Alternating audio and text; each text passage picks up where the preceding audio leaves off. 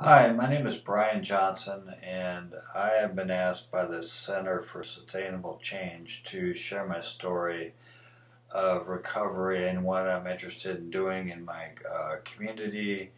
I currently live in Denver, and I used to live in Phoenix for 20 years, and before that, I was in the Minneapolis area.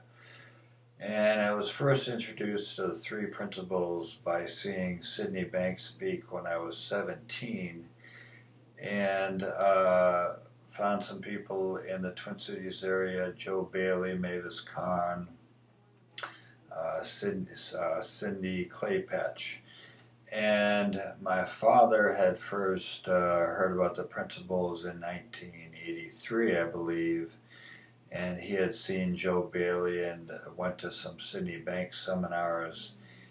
And at the time, I didn't know anything about it, and I was really impressed when I saw Sydney Banks speak.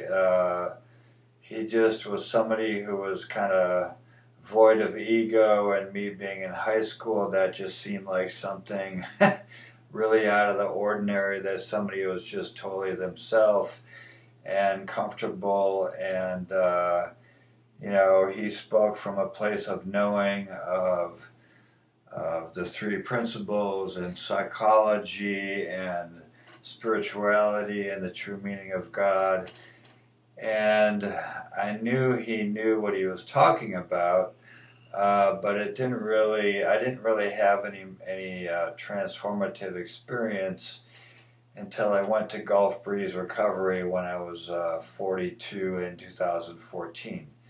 At the time that I entered Gulf Breeze, I was married and had two children, ages 2 and 6, and my marriage was pretty much in shambles. I had had some recovery from alcohol in the past through 12-step meetings, and had some success kind of on and off, but didn't really have a lot of contentment and sobriety, and much gratitude or joy or appreciation for what I had in life, and not much creativity.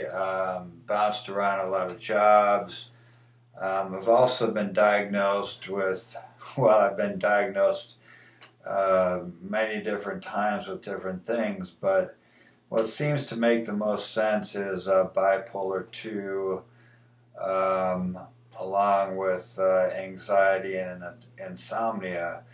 And bipolar 2 is kind of a fluctuation for me between mild mania or hypomania and depressive episodes. And it's really something that, looking back on the history of my life, kind of makes sense. And a lot of people with mental health disorders do find drugs and alcohol, which I found at an early age of 13. And since I've lived in Denver, I found a psychiatric provider who uses what's called genome mind to test predisposition. So they found out that I have predisposition to too much dopamine in the prefrontal cortex and something with the calcium channel in my brain. So I take medication for that. When I went to Gulf Breeze, I was pretty heavily medicated, probably over-medicated, was pretty flat.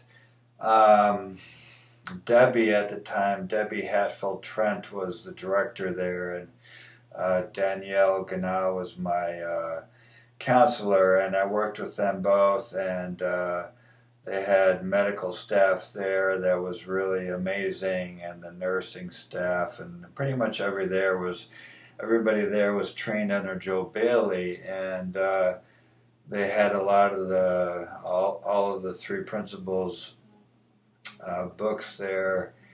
And so my wife was going to divorce me at the beginning and serve me papers while in treatment, and I sort of convinced her. I said, well, give me the 2 months while I'm in here. You can always divorce me afterwards.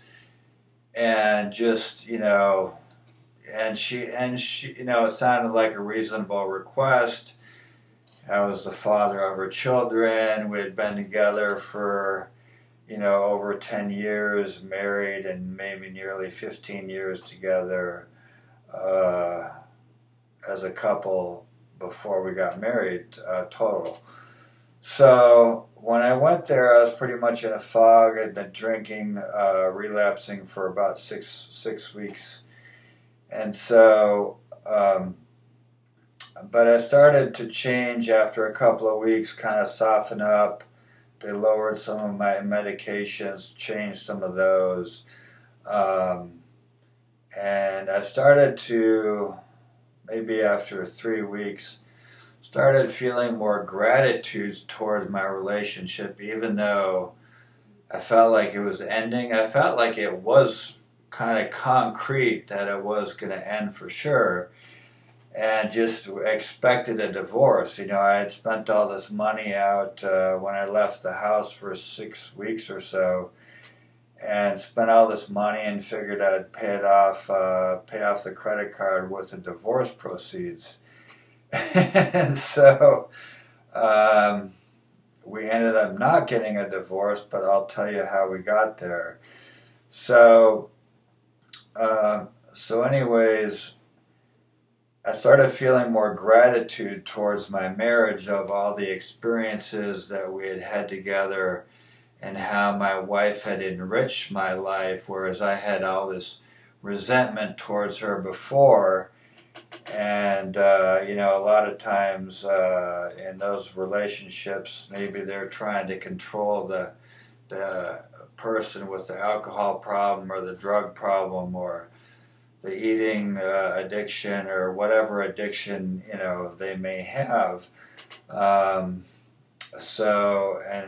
never works. So I had resentments towards her. She had resentments towards me. And there you have it. And I wasn't very appreciative of my role as a father. I was a math teacher. I couldn't see any blessings in my life. They all just seemed like burdens. So, and then about after the first month, I had my first big aha moment where I was watching a video of Oprah Winfrey interviewing someone. Wasn't even a Three Principles person, but was just a meditator who had found some spiritual awakenings, and he talked about not being broken and that God loves us no matter what. And that really hit home with me, and I felt tears of joy kind of start rolling down my cheeks. And that was, up until then, I always had an argument for something. I always was trying to figure it out, and Sid would say, don't figure it out, listen for a feeling. Well, here was this guy, and I usually when I heard a Three Principles person speaking, I was like, okay, listen for a feeling, be real attentive, all this and that. And here was this guy, and I was just like, whatever, whoever he is, it doesn't really matter. But, like Sid said, anybody can speak truth, and,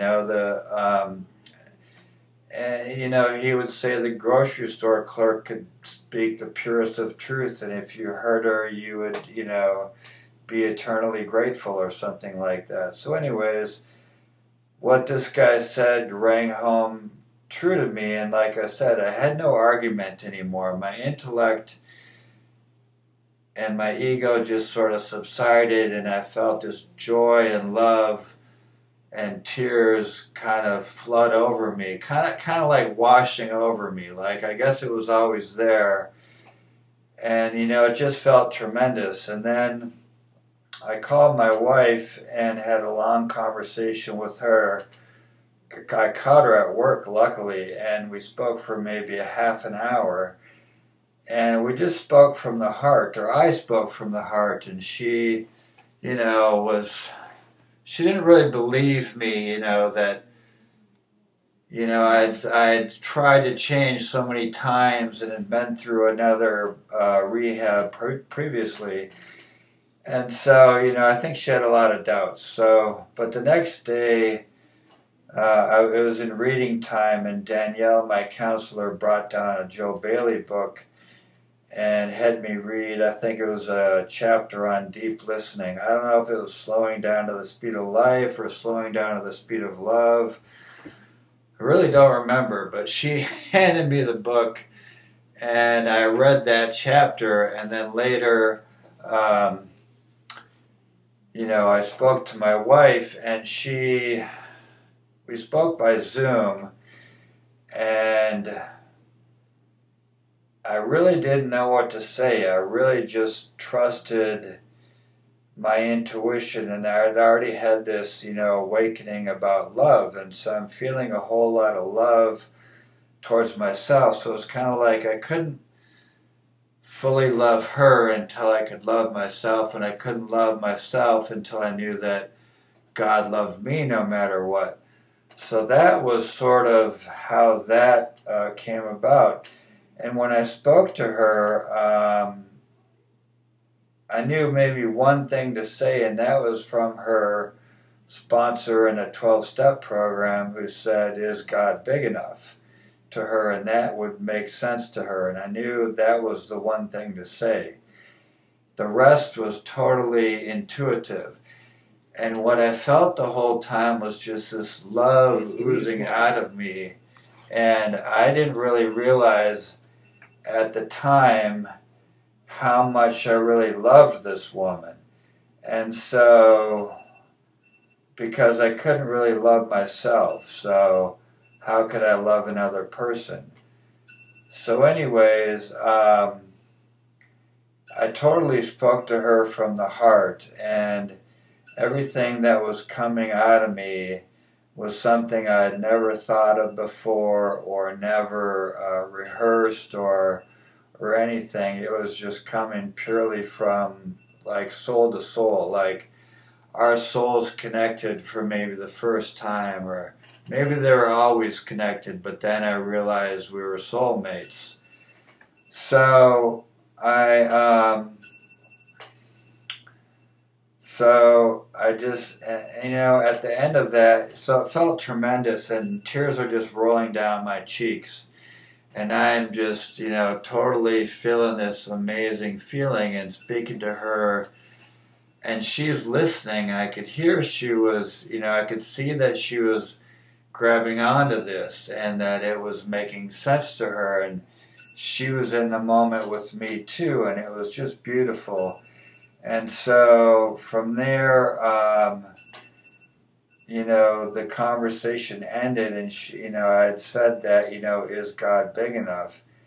And she said, "You're onto something there." And so, and I knew I was, because it just felt right. So, then I had another month at the treatment center. So I just, I knew from then on out, no matter what happened in my marriage, I had a friend for life. And since we had kids together, that was, a blessing. I knew that whether we got divorced, stayed together, whatever, that we were going to be friends and that it would be okay. And so sometime after that, I asked her, "Well, I feel like I've really changed here, and something's happened from the inside out.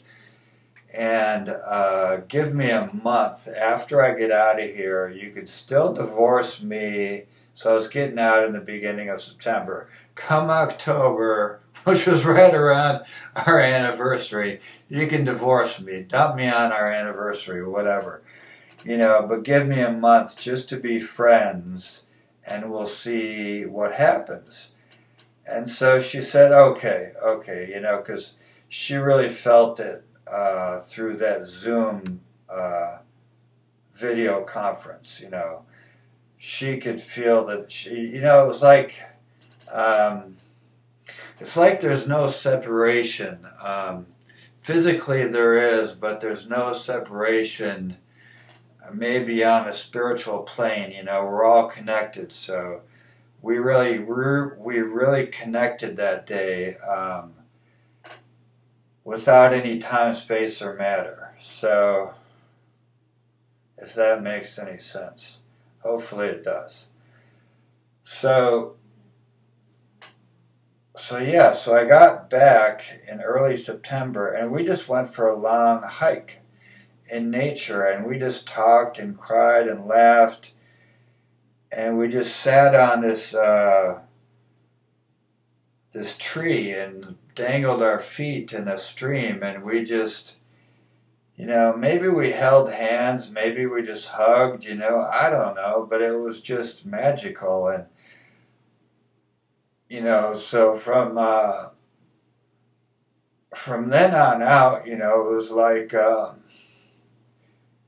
it was like a honeymoon that we never it was better than our original honeymoon, because here we were, over a decade into our marriage, and 12 years into our marriage, 15 years into our relationship, and we're connecting at a deeper level than we ever had before. And there were just so many things that, it was like being on a honeymoon for 6 months, and, we continue to love each other deeply. And, somebody asked me in the last year, who was young, how I feel about my wife, because, this poor girl, her parents didn't have a very good relationship, and her father was still drinking. And she had told me a lot of her life story, and she was going through a tough time, and she asked me, how I felt about my wife. Do you love her? And, I just said, I love her now more than I did when we first met. And, that's really true, is that we still have our tough times, don't get me wrong. We have disagreements, we just get through them quicker, and we're more of a team now. We're a parenting team, we're a couple team, we're best friends. And I remember reading that in the Sydney Banks book, The Enlightened Gardener, towards the end. He talked about, in marriage, couples being best friends. And I can honestly say that my wife is my best friend. I really can. That's a very truthful statement. I can stand behind that. I can stand behind love always being the answer. When I feel love, automatically it seems like I feel joy and laughter. Automatically I feel grateful. Lots of times I'll listen to music, and the beauty of music will put me into a state of meditation where I feel, a deep love and gratitude, and, more connection with my kids, more connection to my wife, more connection to a higher power, which I just call God, and I'm not very religious one way or the other. I do feel like all the religions still point in the same direction. Look within. You are your own spiritual advisor. You listen to your own wisdom. You trust yourself. Like many people in Three Principles, and and other spiritual and psychological practices. On Earth throughout the centuries, they've all talked about love. And love to me is very, very powerful. And that's what brought me my well-being back. That's what brought me back to life, from feeling like, I wanted just not wake up the next day. Well, I got back and, I'm kind of bouncing around here, but I got back and I started looking at my life different, and I started saying, well, where did these blessings come from? And, my kids aren't so bad, my wife isn't so bad, and boy, I have this nice house, and, being a teacher ain't so bad, maybe I don't like teaching math, but I like connecting with kids, I like being around teenagers. And I started feeling like maybe it was more of an honor to be a teacher. Maybe it was more of an honor to be a parent. Maybe it was, I felt lucky to have people in my life to love. To have we had two wonderful dogs. They both passed a year apart. But, there were times when I would just be like, I just found a renewed passion for music, and I would find all this music that I just forgot how much I loved music. And I would just find all these, kind of gravitated to more beautiful music, like Eric Clapton, Paul McCartney, Bob Marley, the Beatles, you name it, a lot of the classical rock music, but more love music like Sade, some of the Hall & Oates musics. And I would just sing and dance along to these music and play these YouTube videos, and I could just see when these people were, and on video, you could see them practicing their craft, and they're in the moment meditating a lot of times when they're on stage because they love what they do. And so that really resonated with me, and I would try to sit and meditate in certain positions and breathe a certain way, and that just never worked for me. But this was more of a fun, creative way to quiet my mind and get in touch with that sweet spot in me, that place that I love about myself, where I feel vulnerable, where I can just feel me, feel all my emotions coming through me, and feel, sometimes I've just felt so grateful that it literally brought me to my knees. And I would be sobbing and just so thankful to life itself. Now, moving to Denver after being in Phoenix for 20 years has been a struggle on and off. Life happens, I'm 46, so moving to when I was in my mid-40s, and having to meet new people and move neighborhoods, and just the things that you took for granted, that, seeing the people on a regular basis at the store, at the gym, wherever you go, having coworkers that you had lunch with. And my wife took a job there, and I became Mr. Mom, and, it was a little bit lonely. So I, have had some up and down struggles, but I've always known that that place inside was there, that, all I had to do was really quiet down. And sometimes I would lose sight of that, so a lot of times I would pop in a Sydney Banks CD. And it was funny, I listened for Sid for 25 years and never gotten anything. And there was one time I was listening to him before I went to Gulf Breeze, and it said, there's been people listening for 25 years that still don't have a clue what I'm talking about because they only listen from the intellect. They don't listen from the heart. And that's what finally happened to me. I listened from my heart and soul. And so I could finally hear his message. And some of the most beautiful things that he said was just, he just paused and said, and love will always be the answer. And he said, I really mean that. And things like that would just touch me and bring me to tears. And then he would talk about, being grateful. Just be grateful for something that has changed your life. Be grateful for something that has changed your marriage. Be grateful for something that you can pass on to your children. Be grateful for your job. And all of those rang true to me, but I could feel it. It wasn't like making a gratitude list that was just completely dry. It felt natural to feel grateful, and because it was true. And,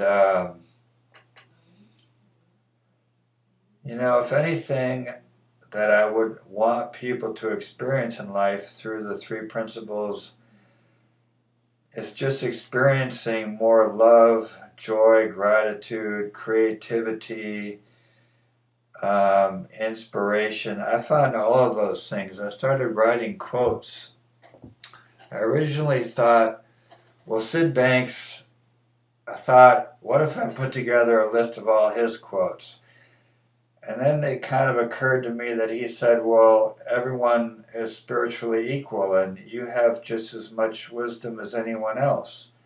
So I thought, well, what if I just write my own stuff? And so I started writing. And the only place I knew where to write them was on Facebook. So I did that. And people responded, and I just felt inspired to share my story. And so I did in as many ways as I could, because I had known about the principles for so long, but nothing had happened, and I would see things happen in people, and I would want that.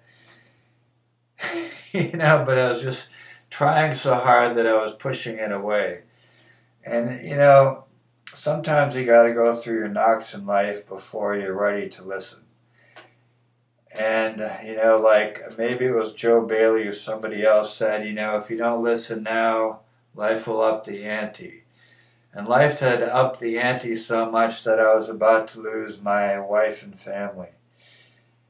And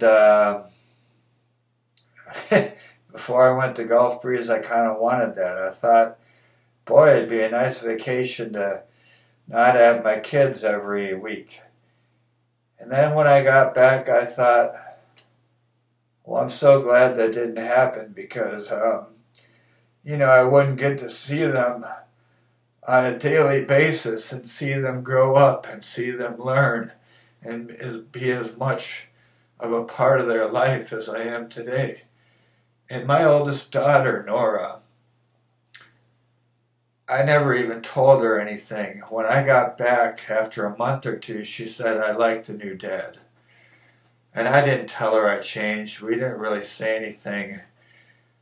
We kind of said I was away on a family emergency in Florida. And well, now they know the truth. We've told them since they're older. But, and I have so many beautiful stories of spending the day with my daughter Nora. She went to this fund run for school to raise money, and she ran laps around this track, and every time she came around the track she hugged me, and it was the most beautiful thing. And probably 4 years prior to that, that wouldn't have happened, or if it did, I wouldn't have appreciated it. But it just felt so touching and moving to me, like our souls connected for the first time, when in fact they were probably always connected. But I couldn't see it. But I saw it. And then we spent the whole day together. I just kept her out of school, and it was just sort of a magical day for us. And then, so I'm going back to when I first got back from Phoenix there, bouncing around. But I had my first belly laugh. I was with my daughters, taking them to a birthday party. And my daughter was having a fit. And then it changed to something of humor. And we all just laughed out loud. And it was one of those belly laughs. And I thought, I'm going to be okay. And my youngest one, Megan, you know, when she was 2 and I was gone, she was so sweet on the phone when I was in Gulf Breeze. She would say just about every night, "Come home, Daddy. Come home, Daddy." And it would just, you know, make me cry, but it would also bring inspiration to me to want to get better so that I could be there for her and be the father that I wanted to be. And so it was almost like every night I prayed. And my prayers came true, and I got back with my wife after being home for a month. I was in a sober house. And she asked me to come back into the house in October, and I thought if I was lucky I'd be back in December. And back in Gulf Breeze, she said, "No, you're not coming back. This is over." And after that big aha about love, you know, I knew it wasn't over. You know, I knew for a fact. And so many beautiful things happened. So many things, like my youngest daughter just laying around with me just said, one night out of the blue, she said, "Your face is so beautiful. It's the reason I picked this family." And, you know, it's just little things like that, like I appreciated so much. Like some people believe that you spiritually pick your family. And after hearing that, I really believe it's true. And her and I have, well, my whole family has a better bond with, I have a better connection with my parents, with my older brother. You know, I had friends that said, you know, it's an honor to be your friend. And they never said that before. People used to not say positive things about me. And, you know, I got a lot of affirmation from people afterwards. And it really, you know, has meant a lot to me through the years. And, you know, whether it be online, in person, you know, I talk to the guests at Gulf Breeze sometimes every 2 months. This last time, it had been about 6 months. And I've done some other things, once on Supermind and once on Ice Cream for the Soul. And done a lot of writing on Facebook, and believe me, the writing on Facebook, people really connected with that and would message me or write comments, and boy, that stuff has meant a lot. And the president of my class recognized me for being vulnerable enough to share my story. Now I know there's somebody out there who's written a whole book on vulnerability. Well, I never read that book. But that's part of what healed my marriage, is just being 100% vulnerable with my wife. And the thing I noticed about it is being 100% vulnerable, putting your head on the chopping block, so to speak. Nobody's going to chop your head off. They're all in awe of you doing that. They're all like, wow. And it was just simply being myself, being Bryan, being my true self. And so yeah, you know, these experiences still happen to me where I'll be driving in the mountains and all of a sudden I'll slip into the now or the present moment, whatever what you call it. And it seems like the mountains become alive and it becomes magical, and it's the best scenery I've ever seen in my life. And my wife will be next to me and I'll be like, she's the best companion there is in the world. and the music will play, and it seems like every song that comes on is just the perfect song to hear, and my favorite song in that moment, and I'll be singing, and I suck at singing, and I'll be laughing and crying, and I never knew beautiful feelings like that existed 4 years ago. 4 years ago, I had no idea. And I'm just grateful. And even though the last year and a half have been more of a struggle for me, my father had a heart attack, but it ended up being a blessing in disguise, and they caught it early, and they knew what to do with modern medicine, but I cried for like 5 hours, and that's okay because, I love my father. And, that's okay, It took me a while to get over that, because who wants to think about mortality? I know that our spirits live on, but, I like seeing my dad. I like seeing my mom. I like being able to see my wife and my kids and my brother and my friends and family. And my wife got laid off, and she's our primary breadwinner, and that's the job we came to Colorado for. And that was tough for a while, but that ended up being a blessing in disguise. And I've had to deal with a new psychiatric provider, and I still take meds, and I'm okay with that. Sometimes I take it personally, but, it's okay.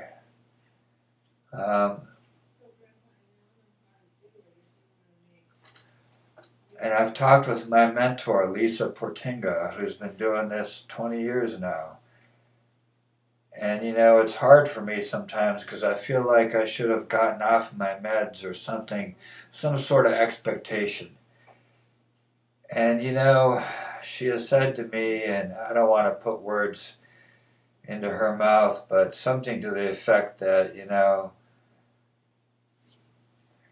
a way it helps me get to higher levels, because if I was struggling with being bipolar and not sleeping and being anxious and being depressed and having hypomania, I might not experience that gratitude because I'd be wasting all my energy on all this other stuff. And I'm not saying medications are the answer. I've even had psychiatric providers say pills aren't the answer. And if you can function without them and you have mental health problems, then that's amazing. But if you have mental health problems and you still take medication, that's okay too. I had somebody email me about my Supermind webinar, and she had, learned about the principles, but, had not been sleeping. And it's like, why suffer?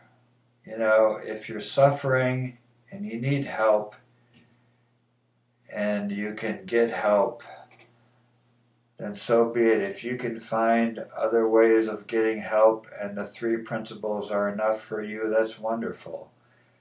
If you can find help through natural ways, that's wonderful. I do the best that I can, and that's all anyone can do. And so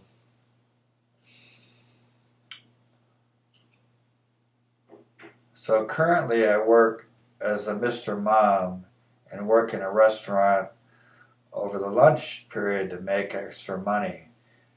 However, having had a background in education, I'm interested in the Spark curriculum, and I have that, and interested in the My Guide Inside curriculum.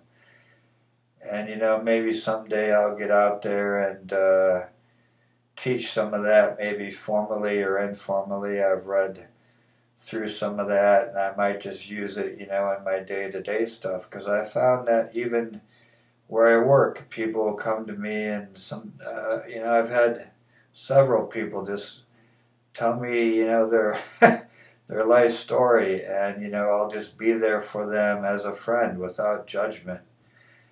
And somebody who doesn't have a lot of friends, who's a single mom, I just gave her a card and a book, and it was a Three Principles book.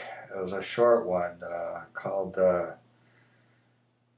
forget the name. She wrote My Guide Inside with Krista Kamsel, and she has these small little books like Insights in the Moment and Insights about Love, and anyways, they're great books.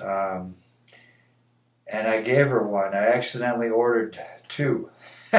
So I thought, well, I'll give it to somebody. So, I gave her that. And, we have a little Three Principles group in Denver where we meet kind of,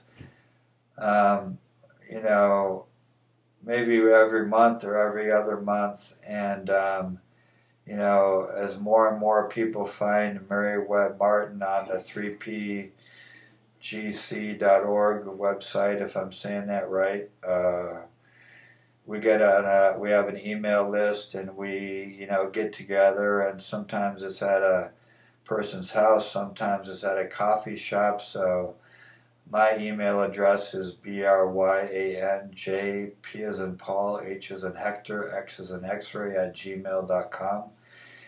And I think it's in my bio too, so you can always email me. And we do have a Three Principles Facebook page for Colorado, for all of Colorado, because there's some people that aren't in the Denver area. There's about 15 of us that we know of. There's probably more. So we just have kind of informal meetings every once in a while and talk about how we're doing and how to get this out in the community. So that's really all I have to share.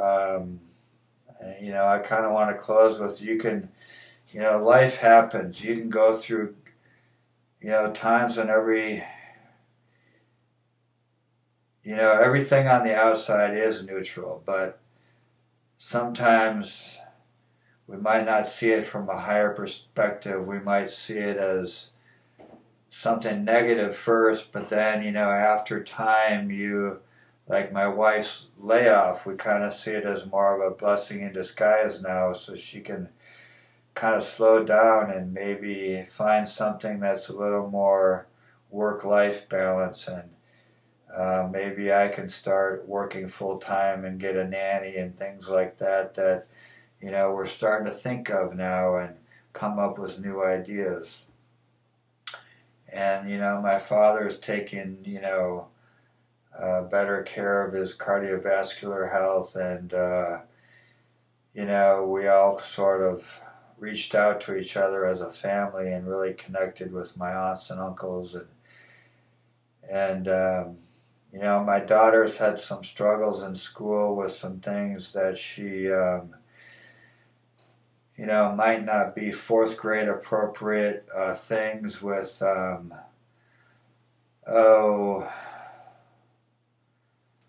just some maybe psychic abilities that she has.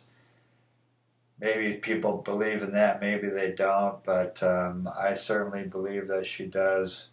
We were a little scared of it at first, and then we talked to somebody who's familiar with that and found out it's a gift. And she has, she's very open about friends who are gay and lesbian already at an early age, and or identify, maybe as not a male or a female, just as a human being. And so she's very open, and she was sort of saying some of these things on the playground, and we've had to, work with her on parenting her about what's appropriate and what isn't to share with people, and not everybody's okay with psychics, and that might scare people to see and hear spirits, and they might not believe in it. And so, you know, we're always learning and growing, and you know, I've had my good times and my not so good times, and I've gotten through those. And I still work with my mentor once or twice a month, and I still listen to Sydney Banks CDs, which I have gotten more from those than I do from the books. I have all of his books, and then sometimes maybe I'll listen to a seminar from Supermind or 3PGC from Mara Gleason or Joe Bailey or Bill Pettit or any of those number of people. Jack Pransky, and I have some of the other books too, and so, and I really wish I could think of the name of that lady who wrote that book with Krista Kamsel, but she's out there, and it's like Insights in the Moment. I want to believe in Insights of Love or About Love are two of the books. There's a third one. Anyways, there's a lot of great materials out there, and this Center for Sustainable Change is doing some really great things, and I want to thank them for letting me do this and being on their bio. And I think it's great that people are getting to just see ordinary people like myself and others who aren't necessarily practitioners or counselors or psychiatrists or social workers, or you know, just regular people using this, and different ways you can apply this in your life and really do it more intuitively. So thank you, and bless you all, and take care.